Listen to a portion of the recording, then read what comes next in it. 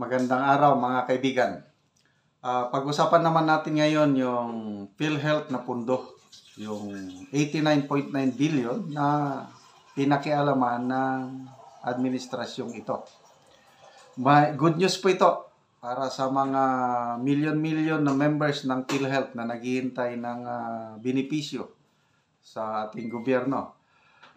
Ito sa Daily Tribune na balita, headlines: Department of Finance must refund 30 billion amid temporary restraining order of Supreme Court.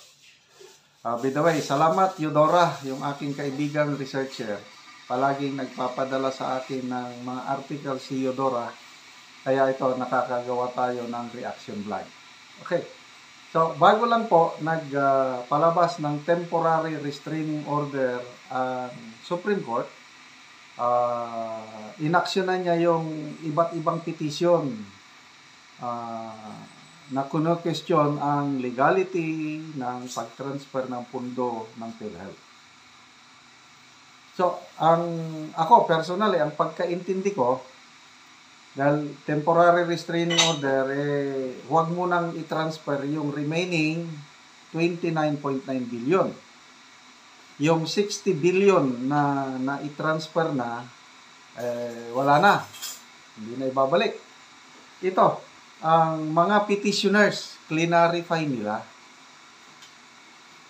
Dapat pala yung 30 billion pesos na bago lang na i-transfer, last week lang ata kasama pala sa ibabalik.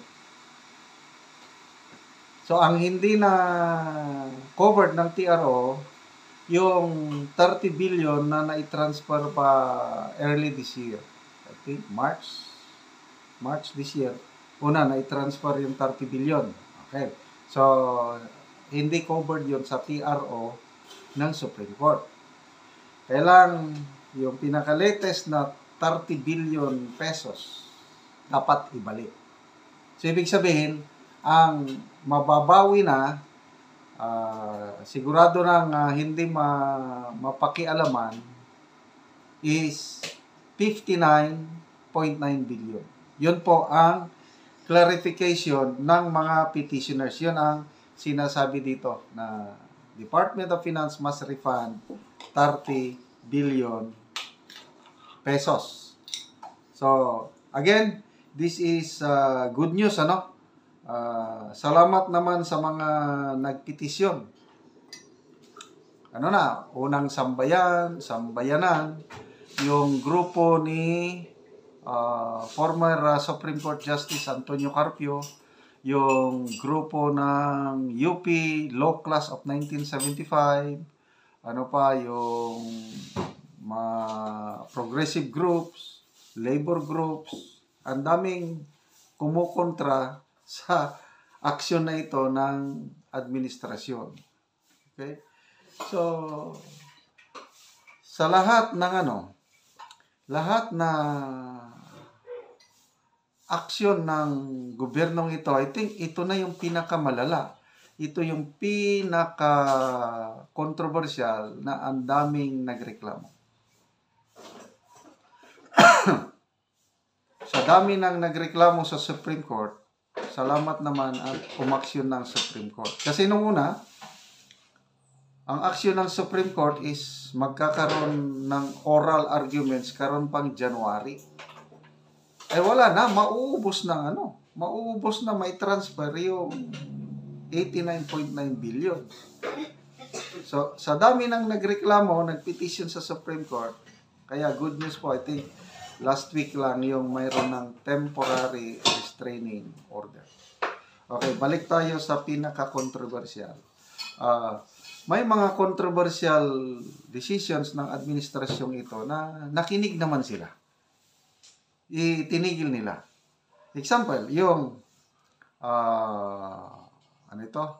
yung Maharlika Investment Fund. Ang unang plano nila noon is gagamitin nila yung pondo ng SSS and GSIS. Nako, ang daming umalma. So, nakinig ang administrasyong ito hindi nila itinuloy yung plano na galawin ang PhilHealth, ang SSS and GSIS na pundo. So, anong nangyari? Ayun, ang ginamit, pondo ng Land Bank, I think 50 billion, at pondo ng Development Bank of DBP, Development Bank of the Philippines, 25 billion, kaya 75 billion. So, naisa ka batas. More than 1 year na yung naisa ka batas na Maharlika Investment Fund. Kumusta naman ngayon? Wala na. Tahimik na. Ang laki ng pera ng taon bayan yung 75 billion. Supposed to be, kikita yun. Supposed to be, mag-i-invest na. Mag-a-attract yun ng mga mamumuhunan sa iba't ibang bansa, kagaya ng ipinagmamalaki ng Pangulo dahil ibinibida niya yun, minamarket niya yung Maharlika Investment Fund na marami daw mag-i-invest. Kumusta naman ngayon? May nag-invest na ba? Wala pa, zero. Ang pondo pa lang ng Maharlika Investment Corporation yung galing sa taong bayan. At ang masaklap nito, correct me if I'm wrong, sabi ni Professor Malo Tikia, for 2024, nakakuha 22 billion, correct me if I'm wrong. Ang budget from the national budget, yung GAA na approve, may allocation na 22 billion ang Maharlika Investment Corporation. Ang laking pera yun. So, anong nangyayari ngayon? Nako, yung pondo na pera ng taong bayan na 22 billion, ginagamit pang sweldo ng mga executives ng Maharlika Investment Corporation. According to Professor Tikia, 2.5 million pesos ang sweldo o allowances ng CEO and President. So, i-multiply mo yan ng times 12, ilan na? Sweldo lang yan na wala pa, hindi pa kasama yung mga, alam nyo na, mga bonuses at ano. So, parang mas mataas na daw ang sweldo ng Presidente, CEO ng Maharlika Investment Corporation kumpara sa Central Bank Governor. So, anong nangyayari sa Maharlika Investment Fund? So, tahimik po ang administrasyong ito. Wala man lang silang quarterly report, yung webpage nila, wala. As in, wala yung transparency sa Maharlika Investment Corporation. Okay, punta naman tayo sa ibang, yung charter change. As another controversial move ng administrasyon. Gusto ng Pangulo na next year, May 2025 midterm election, isasabay na yung plebisito, yung para baguhin ang konstitusyon. Umalma ang taong bayan.